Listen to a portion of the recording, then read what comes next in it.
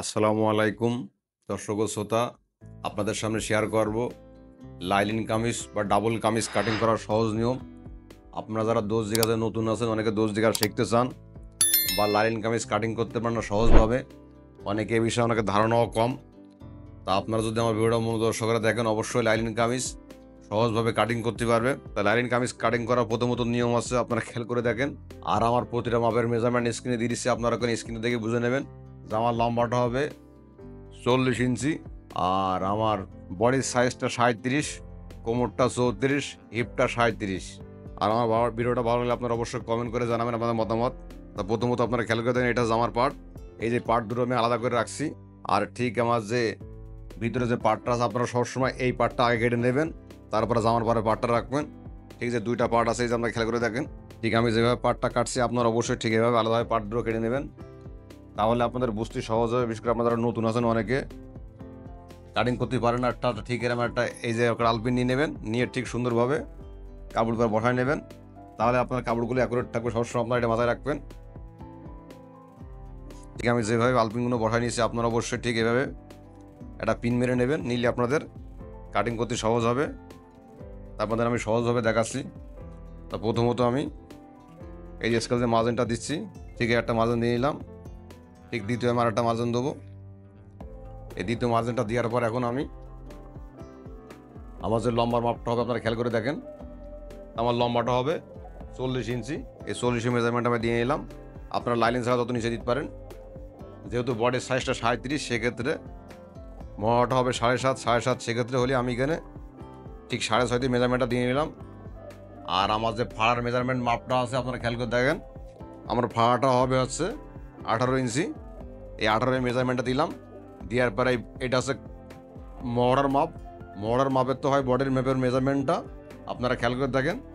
তা ঠিক এই জায়গাতে আমি এখন দুইটা ভাগ করব। তাই কিন্তু আমার হয়েছে 12 ইঞ্চি, 12 অর্ধেক, এই যে 6।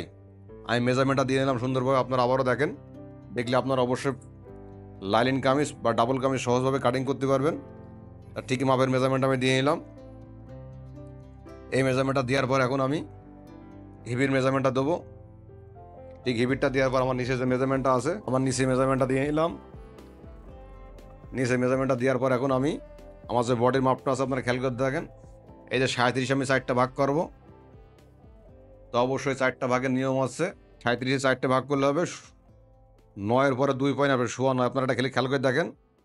এই যে 9.5 দিয়ে মেজারমেন্ট আমি দিয়ে নিলাম। আপনারা অবশ্যই ঠিক 9.5 দিয়ে এই যে মেজারমেন্টটা দেবেন, তাহলে 4টে ভাগ করলে 9.5 হবে, 37 হয়ে যাবে। আমার কোমরটা হবে 34। 34 আমি 4টে ভাগ করে নেবো। এখন আমি আপনারা খেয়াল করে দেখেন। আর ঠিক 34 4টে ভাগ করলে হবে 8.5 ইঞ্চি।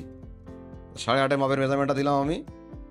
এটা দেওয়ার পর আমার হিপটা হবে 37। 37 4টে ভাগ করলে হবে 9.5। 9 ইঞ্চির পরে 2টা পয়েন্ট আছে, যেহেতু 1 ইঞ্চিতে হয় 8টা পয়েন্ট।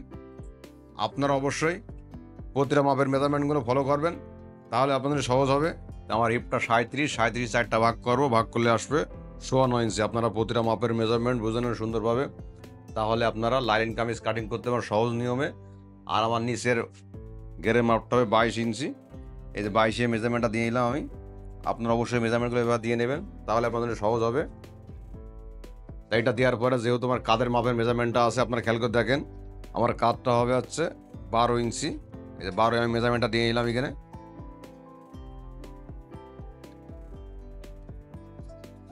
ঠিক 12 মেজারমেন্টটা দেওয়ার পর আমার এখানে গলা যে মেজারমেন্টটা আছে 2.5 ইঞ্চি। এখানে 2.5 গলা মেজারমেন্টটা দিলাম, দিয়ে ঠিক কিন্তু 1/2 ইঞ্চি। আপনারা খেয়াল করে দেখেন, আপনারা অবশ্যই 1/2 ইঞ্চি ডাউনটা দেবেন কাঁধটা। তো এগুলো দেওয়ার পর আপনারা অবশ্যই প্রতিটা মাপের মেজারমেন্ট সুন্দরভাবে এই যেভাবে শেপ কাট ধরে সুন্দরভাবে মাপগুলো দিয়ে নেবেন, তাহলে আপনাদের জন্য সহজ হবে। শেপ কাটটা আপনারা এভাবে ধরবেন, ধরে ওই নিচে মেজারমেন্টের মাপ একরে রাখবেন। এটা রাখার পর আপনারা অবশ্যই তা আমার মহড়া যে মাপটা আছে, আপনারা খেয়াল করে দেখেন।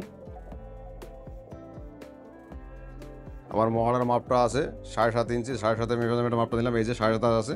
আপনারা অবশ্যই মহড়ার মাপগুলো মেপে নেবেন। আর ঠিক এই জায়গায় রাখবেন 1 ইঞ্চি।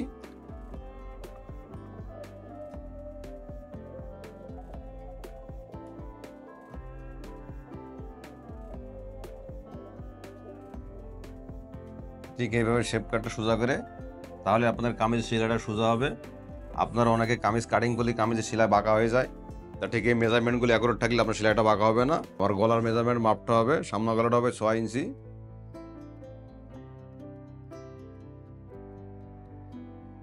সেই দাগগুলো দেওয়ার পরে আমি এখন আপনারা আবারও দেখেন, আপনারা যারা দর্জি কাজে নতুন আছেন, অনেকে শিখতে চান কাজ, তা আমার ভিডিওটা দেখলে আপনারা অবশ্যই পারবেন। তো আমার লম্বার মাপটা দিচ্ছি প্রথমত আমি।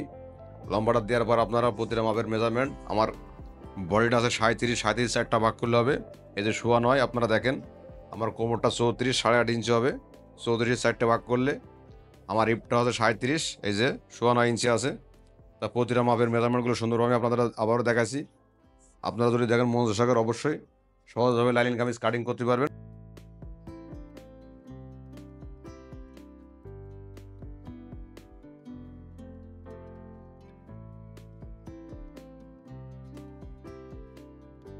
তো আপনারা অবশ্যই কাটিং করার পরে মেজারমেন্টগুলো আবার দিয়ে নেবেন, তাহলে আপনাদের জন্য সহজ হবে।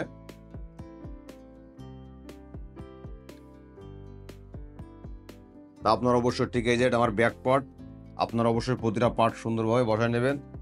এই ঠিক আমি যেভাবে পার্টগুলো বসায় নিয়েছি অবশ্যই আপনারা ভালোভাবে বসায় নেবেন, তাহলে আপনাদের ডবল জামা কাটিং করতে সহজ হবে। তা আপনারা অবশ্যই দুইটা পার্ট এইভাবে সুন্দরভাবে বসায় নেবেন। নেওয়ার পর আপনারা একটা জিনিস সবসময় খেয়াল করবেন, ঠিক এই যে দুটো পার্ট আমি বসায় নিয়েছি, এটা নেওয়ার পর এখন আমি যে লাইনিং কাপড়টা কাটেছি, আপনারা অবশ্যই সবসময় ডবল কামিজ বা ব্লাউজ যেটাই কাটিং করেন সবসময় আপনারা এই পার্টটা আস্তরের কাপড়টা কেটে নেবেন, তাহলে আপনার জন্য কাটিং করতে সহজ হবে।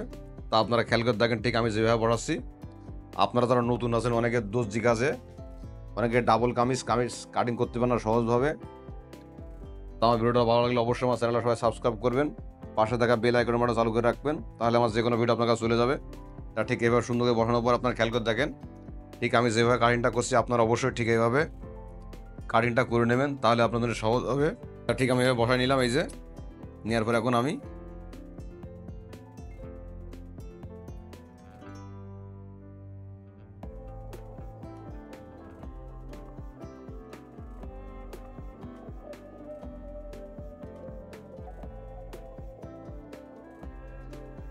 আপনারা ঠিক এভাবে কাটিংটা করে নেবেন, তাহলে আপনাদের ডাবল জামা কাটিং করতে সহজ হবে।